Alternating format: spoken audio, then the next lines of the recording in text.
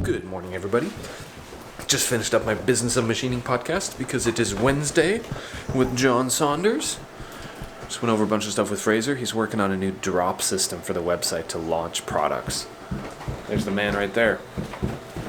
So the drops, we're working out a lot of bugs, but they're going to be sick. It is going to be sick. So yeah, busy day ahead. Check this out. We almost never have the doors open because of like dust and dirt and stuff, but it adds a lot of light in here. I mean, it's a bright shop anyway, but it's good. So I had a buddy on Instagram ask me a couple days ago, he's looking at buying, I think he bought a 1991 Nakamura lathe. So that's old. And he said it has 191, it has made 191,000 parts. And he's like, is that low or is that high? I have no idea. I don't know either, but I figured I'd look around at my machines, and I just texted him and I'll show you guys. So on the Mori here, we've had this for almost 5 years, and it's made 8,982 cycles, not individual parts, because we make a lot of parts per fixture. But yeah, almost 9,000 cycles, which is, I don't know, that's cool. That's a lot of parts. Let's go to the Tornos here. The Tornos has made 25,552 parts in the year that I've had it. Pretty happy with that. And the Nakamura has made 62,929 parts. So we've had this one for 4 years, the Tornos for 1 year. Before too long, the Tornos is going to outstrip this thing like a lot. But I mean, it shows how hard we ran this thing, how many screws and spacers and pivots and everything. We ran 62,000 parts on it. Yeah, so I don't know if that necessarily helps my buddy, but considering we've done 62,000 on that in 4 years, and his machine has 191,000 in like 30 years, I don't know, whatever that math is. It sounds very reasonable. So you don't want this key, you want, well, putting the handle on it's fine, not putting the wheel, it sucks. It's garbage.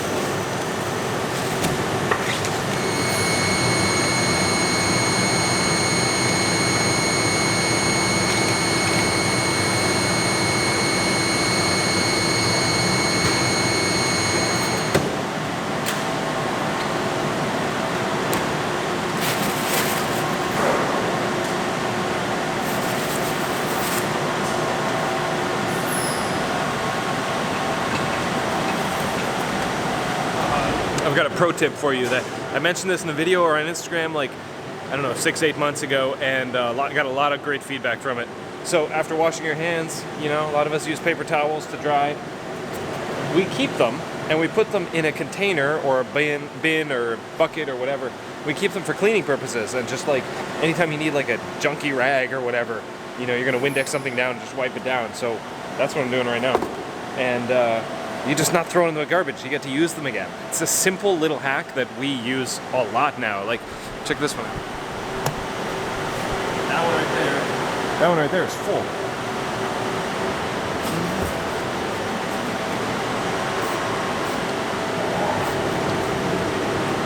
Use Windex to clean everything. All this dirt is from the old shop. Does not belong here.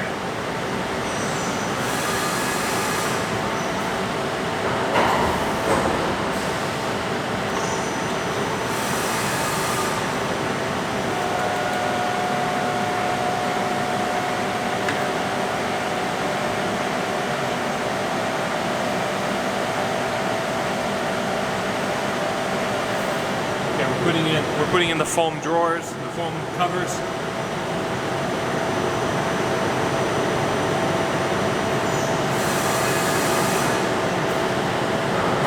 Not as good.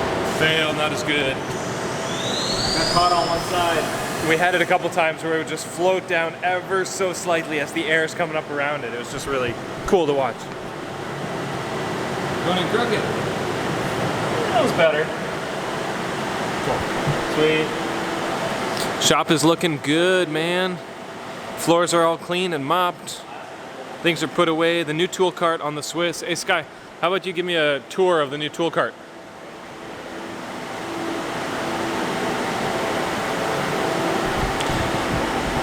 Flip the mic around, let him talk. got hand tools and all documentation here. This is everything you need for tearing down, setting up, etc. Shims for tool offsetting. And then let's go here, we got collets and collet nuts and ejector pins and turning tool. And this is also a tool holder thing, I think. I don't know, you would know.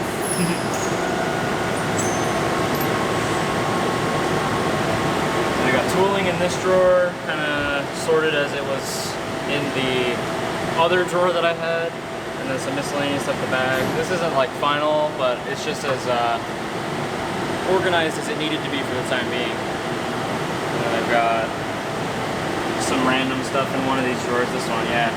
Just, I don't know what half of this is. Like, I don't know what it's used for. This is the button that you took off. Stupid button. The button that makes the machine angry. Paper towels. Nice. The dead spindle. Yep. More paper towels. This is a two-part bucket solution for cleaning the little flappy bits off of the bearings when they come out of the machine. So you put a bunch of bearings into this bottom container, and then you put an air nozzle through here and blast the crap out of them, and it cleans off all these little burrs on the insides of the holes. I don't know if you can see those. Yep. Sweet. Yeah. Nice stuff. So it's already 100% improvement over the old table. Yeah, the old table just sort of happened, and this is much better. Good job. Yeah. Room Nice. for much room for expansion. Yes. Using like 4 drawers right now. Excellent. And then I've got the same thing over here on the Kern with nothing in it yet. I just haven't had time to load it up yet, but it'll be good. Super good. Yeah, it's looking good.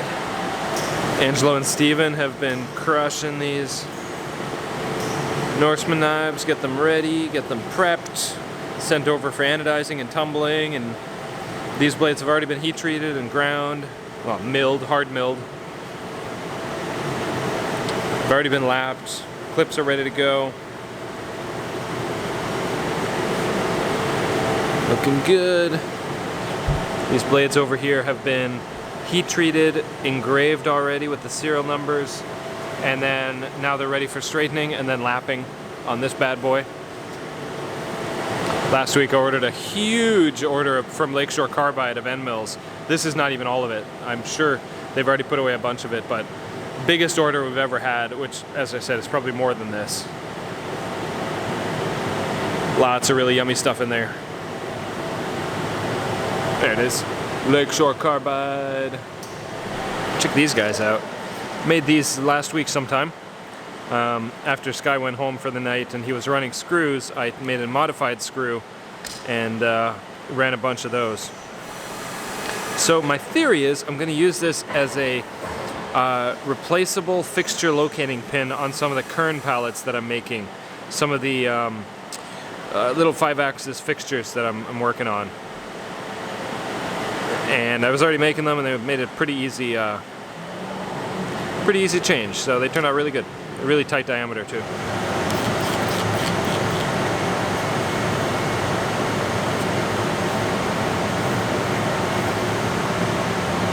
So when we say full Grimmsmo, we got t-shirts that say it, we say it on the website. It's something that I think even a customer came up with at one point, a fan. And we take it very seriously. Full Grimmsmo means give it your best, give it all, go all in. No holds barred. And you know, you can't do that for absolutely everything in life because it's ridiculous, but man, when I'm doing the dishes, they get clean, like clean. When I clean up, when I clean the bathroom, it gets very, very clean. So it's not just the way we make the products, it's not just the way we do certain things, it's kind of the way we do everything, the mentality that we have towards the way we run our lives. And I love to see it leave the shop and get done outside of the shop too.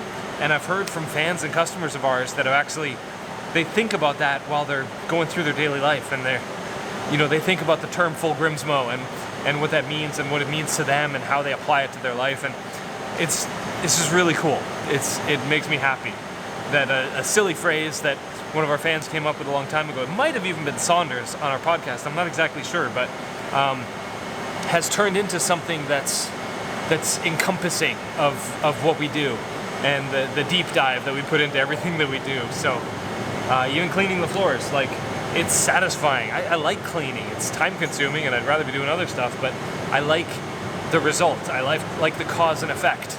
And especially the footprinty area here that I'm working on by my kern, it's makes a difference and it's going to look nice. So with regards to hand bombing the floors here,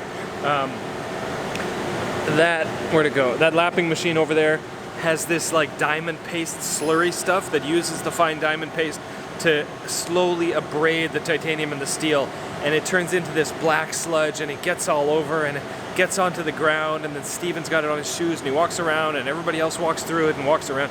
It leaves footprints, like black footprints around the shop, and it gets over to here, and on our light colored floors it's annoying, and it's nobody's fault. I mean, it's my fault for choosing a super light gray floor that's hard to clean, but point is, Angelo has figured out that simple green, diluted, mostly water and a bunch of simple green by hand will cut the grossness on the floor, and then we can mop after that. So utilize the mop. So yeah, I'm just gonna quickly clean the area here. Maybe it's hard to see on camera where the line is, but I've cleaned to about there, and then it's nasty after that. And eventually I'm going to get a clear pad for underneath the rolly chair so that it doesn't keep doing that. And somebody suggested in one of the videos a while ago that you can buy rollerblade wheel upgrades for any office chair and they just click right in. So I might look into getting that, because the rollerblade wheel is like softer and kind of elliptical or whatever, and leaves the less of a contact point, and might be better for tracking stuff around. But anyway, I'm gonna clean this up, make it nice, and then it's getting late-ish, but I want to make something.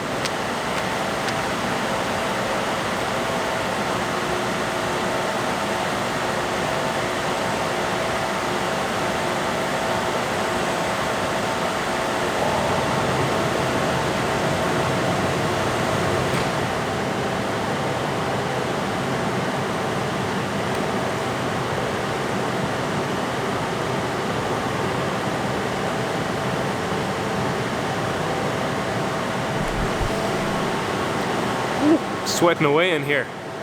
We need air conditioning. Well, we want air conditioning. So I wanted to touch on these real quick. Angelo set these up a few weeks ago. He's got a buddy that works at Canadian Linens, and like every restaurant, every storefront, every whatever that you walk into, they always have these runners, and I've never had that. And he was like, yeah, you just rent them. It's a service. Every week or two they come in, they bring new ones in. And I was like, whoa, of course, that's how all the shops do it. That's how all the restaurants and businesses and everything. I was like, of course, I never even thought about it. But we did it a few months ago, and we got the two runners, and my OCD needs that corner to be, let's see how close it is right now. Yeah, that's basically bang on. I'm happy with that. Sometimes somebody will kick it out, or when the guy comes in and he throws new ones down haphazardly, I'm always going in there. It's silly, but it's so nice. It makes me happy when it's clean and like perfectly nice. It's cheap too. I don't know how much it costs, but I was like, whoa, that's cheap. So that's awesome. And then they also have these rags that are just shop rags. They got white ones and they got red ones for really nasty stuff. And yeah, so we get like a bag, and then they have this bin where you just throw the used ones for cleaning, and then they get clean. So that's cool. And then we're not going through so many paper towels, and we get to reuse some stuff, and it's nice. They're firmer than a paper towel too. Okay, shop's looking good. This is not the only thing I've been doing today, but It's the only thing I've filmed.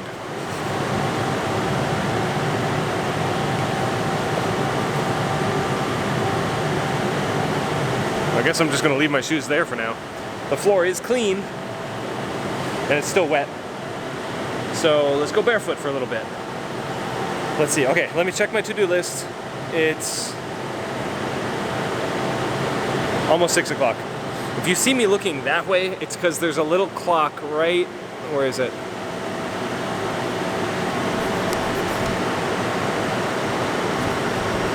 Where's my clock? Oh yeah, right there. That I'm always, so if you see me going like this, it's me checking the time. Maybe I need another one here somewhere, that would be nice. Yeah, let me check my list, see what I can actually accomplish in the next little bit before I gotta go home. My field notes has lost its cover. Time for some duct tape. So all the busyness of cleaning today is obviously because we needed it after the move, and just, we haven't done like a deep clean since we moved in about 4 or 5 months ago, and it's felt really good to be able to go through and do it. But also, I don't know if I mentioned in this video, but I mentioned in the past few videos that we got a visitor coming tomorrow, Peter McKinnon, to come and to film and to hang out and to see the shop. And he's a super awesome videographer and super big knife nerd as well. So he's amped to come in, and very excited to have him here. And I want to make it, I want to put a good impression on, you know? Not to fake it, but to actually show what we do and what we are capable of, and the kind of work that we do. Get some work on the Kern so you can film that, and just have fun together. It's gonna be awesome. We got some project ideas too that to do with him, and he's got something he wants to film here tomorrow too. So it's just exciting, super exciting. And yeah, I don't know what else to say right now. That is it for me tonight. I'm going home. Got to play on the computer on Fusion for a little bit, further designing the Rask fixture and the things that I need to do for that. So tomorrow Peter's going to be here all day, so my day tomorrow is that, and very excited about that. But I don't expect to get any like physical work done. I want to make parts. I want to make clamps and fixtures and rasks and kerns and all that stuff, and I'm this close. Just running a business is very time consuming, and I'm whining and complaining like a big baby about having so much to do, but sometimes I love doing that, and sometimes all I want to do is leave me alone and I want to make parts. So one day soon I'll get to that, probably Friday. Today being Wednesday. Anyway guys, big day tomorrow, super pumped. Hope you guys are excited. I'm excited. Yes! One last thing that I figured I'd show you guys.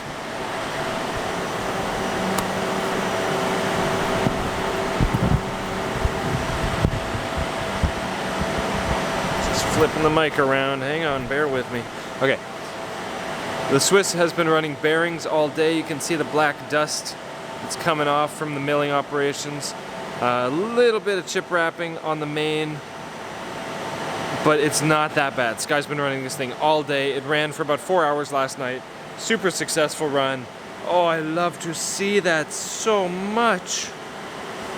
So right now I'm just gonna empty that real quick before I go home, and then I'm going to throw a new full bar in so that it can have a proper full run tonight. And yeah, it's just parting off the last part. I've turned on the one part only, so it'll stop after this, and then I'll go. Because as I was talking about yesterday, the bars are too wavy and too wonky to auto load properly. So I'll throw one of these guys in, the longest one I got, and then let it run all night. They're going great. How about a slow fade to black time lapse of me doing that?